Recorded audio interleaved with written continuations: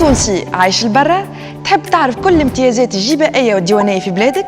فيما يخص العقار نحكيو على امتياز مهم برشا يهم التوانسة المقيمين بالخارج اللي ما يخلصوا كان 1% معلومة تسجيل كي يشريوا عقار.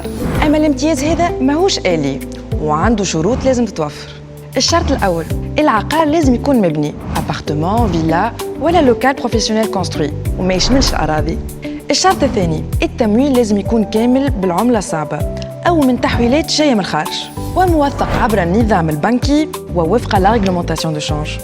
إذا نهار قررت تبيع العقار متاعك في تونس وتحول فلوسك للخارج هذا ممكن بشرط احترام الإجراءات القانونية واستعمال القنوات الرسمية. وهذاك علاش مهم برشا تستحفظ على كل وثائق من نهار اللي شريته وخاصة لي جوستيفيكاتيف بانكير إي لا فيش دانفستيسمون. لأكثر معلومات اتصل بفوتر كونسيي تجاري أو زور أقرب أجانس تجاري بنك.